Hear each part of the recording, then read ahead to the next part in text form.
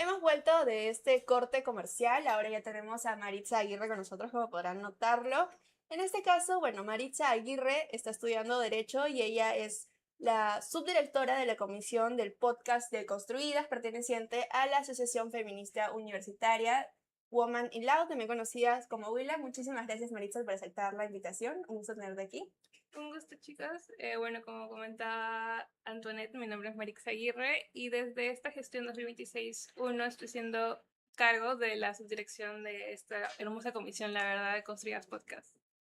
Como habíamos mencionado, esta entrevista es para poder hablar acerca del día de 8 de marzo, que es el Día Internacional de la Mujer, que ya falta nada. De hecho, mañana va a ser la marcha para todas aquellas que estén interesadas en poder unirse. Entonces, iniciemos rápidamente con las preguntas, Maritza. Okay. Para empezar, ¿qué significa hoy el 8 de marzo para el movimiento feminista o para las mujeres en el país? Creo que actualmente el movimiento feminista, al menos en el Perú, creo que tiene bastante como que influencia, por lo menos en las adolescentes universitarias. Por ejemplo, yo en Will a Woman in Law hablamos sobre muchas temáticas que tienen que ver con políticas feministas, problemáticas no solamente acá en el Perú, como no sé, la brecha salarial, que es algo que yo he visto. Y creo que las mujeres actualmente se están dando cuenta de todos los pormenores que conlleva ser mujer, al menos en el Perú y en la sociedad. Y es muy bueno que al menos el 8M sea como un recordatorio para todas esas problemáticas que vivimos las mujeres, porque lamentablemente las autoridades no se dan cuenta de eso y prácticamente se van de frente a otras problemáticas que si bien son importantes, no nos debemos de olvidar de las mujeres, de todo lo que conlleva ser mujer en el Perú. Justo como mencionabas, el 8M es un día para recordar, más que un día de celebración, de hecho. Entonces, ¿por qué es importante entenderlo como un día de lucha, como un día de memoria? Creo que es bueno recordar que el 8M es un día de conmemoración más que nada de la lucha de cualquier tipo, de cualquier mujer, de cualquier, por ejemplo, clase, color, orientación. Es más que nada recordar que la mujer es interseccional y que las luchas son distintas.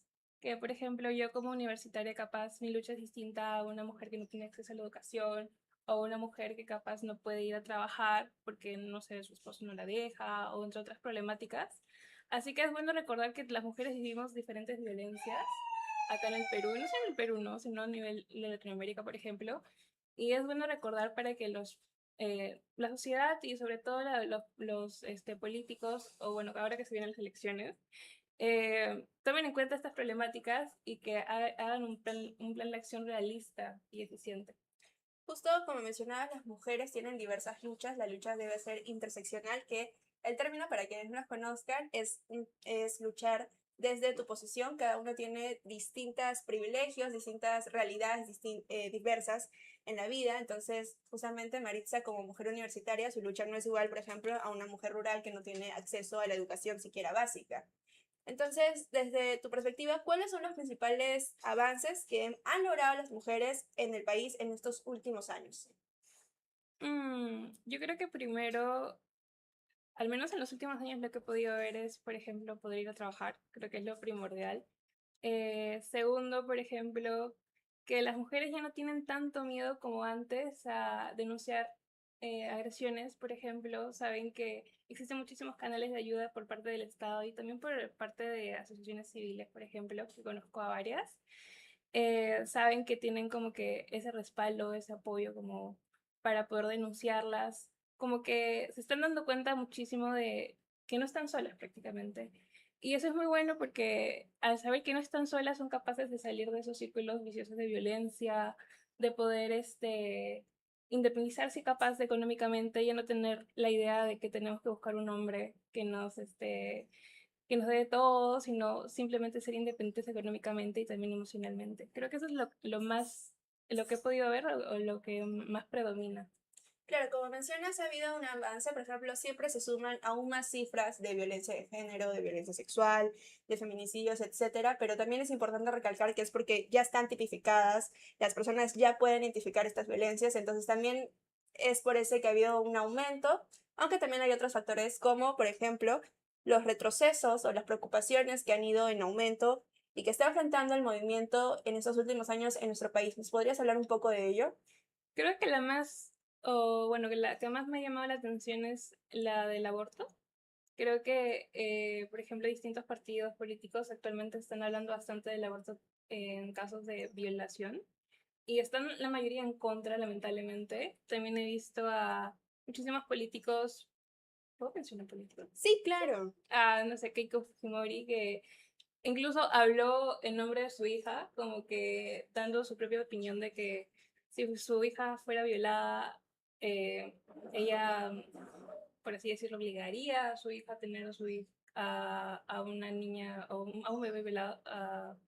Así que es como que nos damos cuenta de los pensamientos que si bien los políticos nos eh, son personas, pero también la mayoría mueve masas. Así que sí, por ejemplo, políticos como Keiko Fujimori habla sobre el aborto de esa manera, se puede decir que mueve masas con su influencia, por así decirlo, y que más personas piensen en esa idea de que el aborto es asesinato, de que el aborto es pecado, y más que nada revictimizando a las víctimas de violaciones, que ya sabemos muy bien que en el Perú, lamentablemente, la violación muchas veces se le echa la culpa a la propia víctima y no al agresor, ¿no?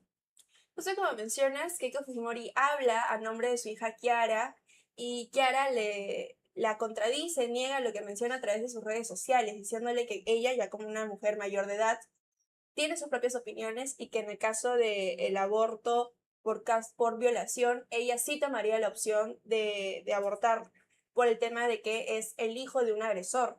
Entonces, hemos visto retrocesos en las leyes como, por ejemplo, Milagro Jáuregui de Aguayo, que ella es la que ha impulsado la ley, porque, bueno, antes en el Perú sí estaba permitido poder abortar en casos de violación, no solo en los abortos terapéuticos. Sin embargo, ha habido un retroceso en las leyes justamente enfocado en eso.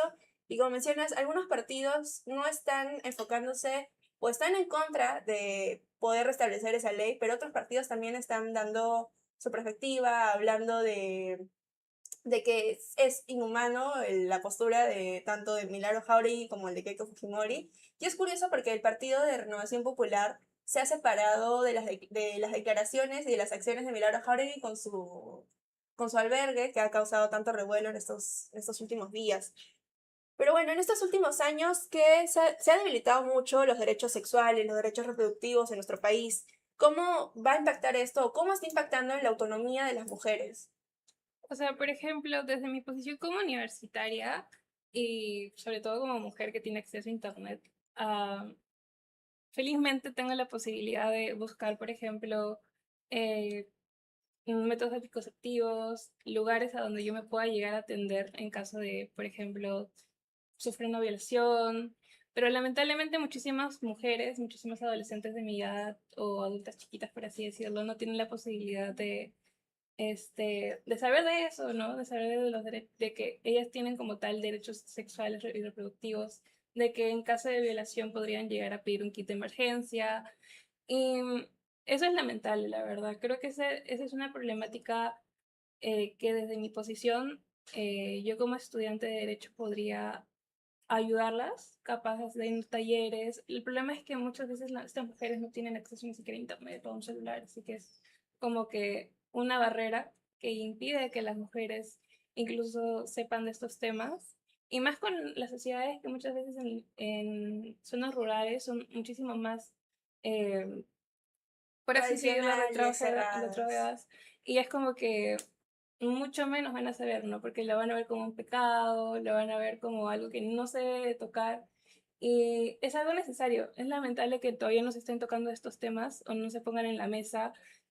No solamente, por ejemplo, nosotros como universitarias, sino también, por ejemplo, una mamá que capaz no sabe cómo hablarle a su hija sobre estas temáticas o similares, ¿no? Justo como mencionas, entonces, en redes sociales vemos que hay mucho debate de este tema, ¿no? En las personas que sí tienen acceso a los diversos medios de comunicación, pero también hay mucha desinformación sobre el feminismo. ¿Cómo afectaría esto al movimiento? Por ejemplo, creo que tú sabes muy bien que a las feministas normalmente se le dice feminazis, no sé, que necesitan atención masculina, siempre se nos intenta como que atacar, diciendo que necesitamos estar con un varón, que nos pongamos a trabajar o cosas similares, la verdad.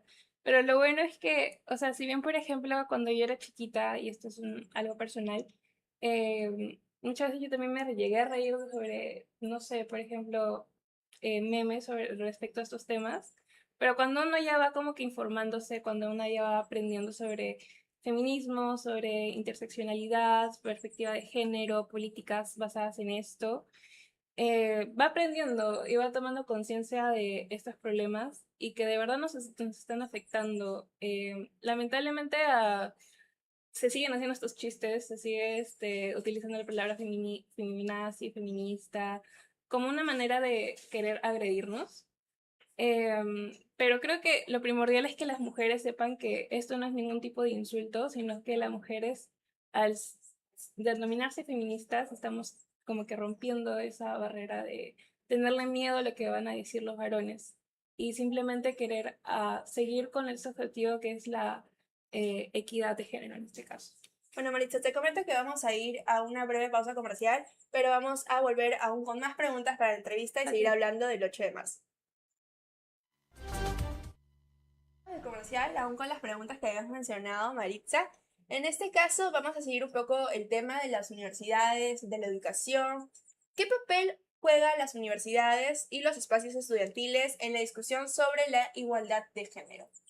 Creo que, por ejemplo, es muy importante que al menos las universidades nos den los espacios para poder hablar sobre estas temáticas, ya que estamos creando futuros profesionales, ¿no? Por ejemplo, en la PUC o en la Católica hay muchísimos espacios sobre estos, aparte de Will, obviamente, hay muchísimos lugares o círculos que hablan sobre estas temáticas y creo que es muy importante que otras universidades se sumen a darle espacio a los adultos, a los jóvenes, a que hablen sobre estas temáticas, ya que van a ser futuros profesionales, van a ser futuros políticos que capaz y saber que ellos se están interesando en estas temáticas, como por ejemplo problemas que sufren las mujeres, violaciones, agresiones sexuales o cualquier otra temática que tenga que ver con cualquier tipo de violencia de género. Creo que es muy importante hablar sobre esto para ponerlo sobre la mesa y saber qué vamos a hacer ahora y qué vamos a hacer en el futuro, ¿no? Ok, Maritza, antes de continuar con las preguntas, recordarle al público que puede dejar sus comentarios a través de nuestras redes sociales, sus preguntas también para realizar en esta entrevista. Y continuando, como habíamos mencionado, tú estás como subdirectora dentro de la comisión de podcast. El podcast se llama Deconstruidas, un podcast que ya tiene bastante tiempo dentro de la organización de Women in Law, WILA. En este caso, para quienes no conocen el proyecto, ¿qué es Deconstruidas y qué temas buscan abordar en el podcast? Bueno, Deconstruidas es un podcast por parte de la organización Willa Woman in Law, como mencionaba Antoinette. ¿Y qué temas solemos abordar más que nada es, por ejemplo, tenemos una sección que se llama ABC Deconstruidas, donde hablamos respecto a ciertos términos que capaz la mayoría no conoce. Por ejemplo, interseccionalidad, qué es la brecha salarial, cosas así para que las personas como que sepan qué significa, qué problemáticas le aborda y sobre todo qué soluciones le podemos dar, ¿no? También tenemos, por ejemplo, blogs, que es como que, por ejemplo, yo yendo a un evento, sobre qué temática hemos abordado, qué hemos aprendido.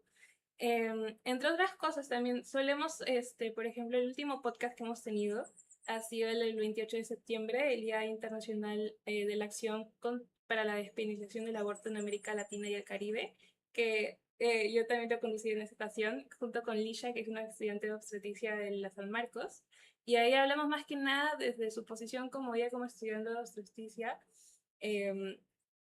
cuáles son las problemáticas que sufren las mujeres al querer abortar, qué problemas los ve, qué problemas ella es consciente de que están sucediendo, como que qué políticas faltan para poder asegurar que las mujeres obtengan el aborto seguro, legal y gratuito, y sobre todo desde mi perspectiva como estudiante de Derecho, cuáles son las políticas que actualmente existen. Por ejemplo, sabemos que en el Perú está penalizado, como por ejemplo con con políticas comparadas con los diversos países de Latinoamérica, saber Por ejemplo, en Uruguay, en Colombia, sí está despenalizado. Pero ¿qué nos falta a nosotros para llegar a ese nivel, ¿no? Como comparándolo y sabiendo cuáles son los problemas que tenemos acá y cuáles son los problemas que tienen allá para lograr una solución, ¿no? Justo como mencionabas, parece ser que los demás países en Latinoamérica están avanzando en esas leyes y cuando creíamos que Perú estaba logrando cimentarse, pavimentar para ese camino, ha habido un retroceso abismal en estos últimos años en las políticas que hemos estado abordando anteriormente en la entrevista. En este caso, ¿qué tipo de historias, qué tipo de voces se busca visibilizar dentro del podcast? Por ejemplo, Lisha, como estudiante de obstetricia, creo que ella tiene como que una voz desde el lado médico, desde el lado como que más social, humano, porque no es simplemente desde yo de mi posición de capaz de estudiante de derecho, que capaz solamente ve la teoría, como que las palabras, las normas, lo jurídico, pero ella es como que le da voz a las propias mujeres, a las propias mujeres que han pasado por un aborto, que han querido pasar por un aborto pero se les ha impedido. Y muchas veces no solamente hemos hablado del aborto, sino de problemáticas que capaz están dentro del área de salud que yo no puedo ver, que yo no soy capaz de como que ser como que de presenciarlo, ¿no? Y desde su posición nos podía dar más como que esa realidad, cómo impacta de verdad a las mujeres. Así que muchas veces no solamente vemos por el lado de la salud, también podemos ver desde un lado social. Así que siempre intentamos como que llamar o buscar a mujeres que tengan esa voz, que quieran darnos las problemáticas de distintas voces, de distintas realidades.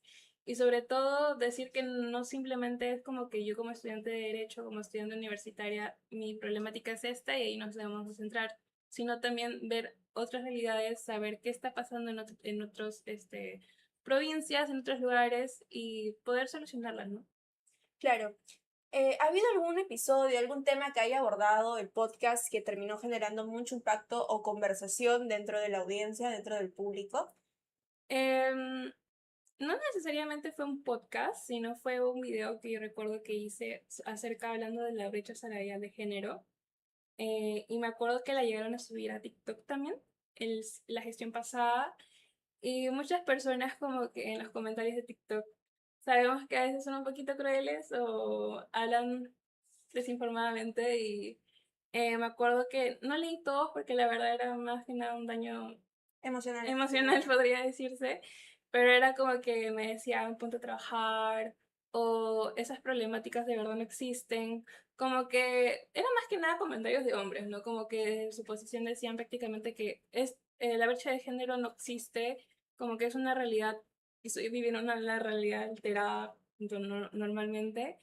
Y bueno, creo que eso ha sido lo que más como que he visto que me ha afectado a mí primordialmente y he visto que también ha puesto como que, por así decir, una polémica porque no se habla sobre esta temática de que es la brecha salarial y que de que de verdad existe, que de verdad afecta a las mujeres. Y es curioso que como siempre niegan la existencia de la brecha salarial, que es un problema latente aún en nuestro país, que, por cierto, una de las Nobels, si no recuerdo, del año pasado, ganó el Nobel de Economía justamente por demostrar la existencia de la brecha salarial, aparte de que revistas o diarios, periódicos muy importantes dentro de nuestro país como Gestión ha abordado el tema de la brecha salarial existente en nuestro país y que además es importante apuntar este hecho, y es que la brecha salarial en Perú por lo menos se demuestra más en los puestos de alto mando, más que en los puestos de las personas trabajadoras, de los obreros, sino más en los puestos de alto mando donde se demuestra esa brecha salarial que hay entre las mujeres y entre los varones, y el techo de cristal, que es un tema muy importante. Entonces, como vemos, abordar ese tipo de temas y aparte hacerlo en redes sociales, termina siempre generando una ola de hate, una ola de odio hacia las personas que solo están buscando informar, que solo están buscando darse cuenta de lo que está sucediendo. Entonces, para ir cerrando la entrevista, dos preguntas muy importantes. La primera, ¿qué significa para ti, personalmente, ser feminista en el Perú hoy en día? Creo que ser feminista es como ser totalmente un personaje, creo yo, porque lamentablemente, al menos acá, cuando se habla de feminismo, todavía se le tiene bastante como que terror. Que creería como que se tiene como que bastante recelo de hablar sobre estas temáticas de feminismo, hablar sobre lo que estábamos diciendo, sobre el aborto, sobre la brecha salarial. Creo que tocar estas temáticas, siendo de Perú, que es un país bastante machista, misógino, con todavía una sociedad bastante arraigada a lo antiguo, al machismo, a que la mujer solamente tiene que estar en la casa, que tiene que cuidar a los hijos. Eso lo vemos bastante en los gráficos respecto a violencia de género. Creo que ser feminista en el Perú es darte cuenta de estas problemáticas, ser consciente de ellas y saber qué vamos a hacer en el futuro. Yo como futura profesional abogada en el futuro, saber qué problemas yo puedo solucionar desde mi posición, qué puedo hacer para ayudar a que más mujeres, más personas sepan sobre estas temáticas, qué podemos hacer en el futuro, ya sea políticas públicas, talleres capaz para que más mujeres sepan de derechos sexuales, derechos económicos, políticos, entre otras cosas. Así que yo creo que ser feminista en el Perú es ser un agente de cambio. Muy importante. Entonces, ¿qué mensaje le darías a las jóvenes que recién se están acercando al feminismo o que recién están empezando a cuestionar estos temas, estas situaciones?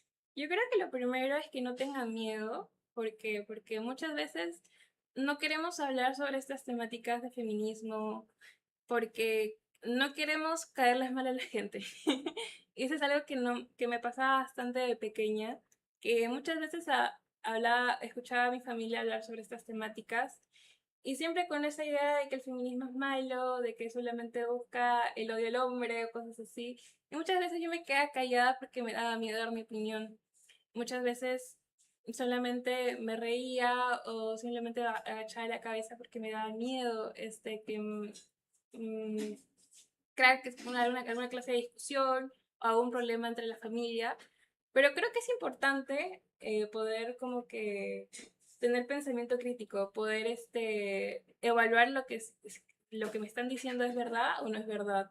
Y sobre todo, creo que podemos cambiar a las sociedades de la familia, desde los más cercanos que tenemos, por ejemplo, yo con mi papá, con mi hermano, decirle que estas problemáticas que vemos en las noticias, como que son las violaciones, que no es la culpa de la mujer, que es la culpa del varón, que no por estar con un vestido corto, un vestido pegado, yo merezco que me sirven en la calle, que es algo que me ha pasado lamentablemente hoy viniendo acá. Em, Ser consciente de estas problemáticas y que las mujeres jóvenes sobre todo no le tengan miedo a lo que van a decir los hombres, porque creo que eso es algo que bastante nos choca, como que querer tener esa atención masculina. Lo segundo creo que también sería que se unen a grupos. Por ejemplo, Willa Goman y Lo siempre tiene dos convocatorias abiertas Al todo año. el año. Ajá. Así que busquen, no solamente de Willa, también pueden buscar cualquier otro tipo de asociación o incluso ustedes mismos pueden crear una asociación que busque hablar sobre esas temáticas, que no le tengan miedo a hablar o de lo que van a decir los hombres o su familia. Y bueno, creo que esos dos puntos, no tenerle miedo y ser capaz de informarse primero y luego unirse a círculos, ¿no? Ok, muchísimas gracias, Maritza.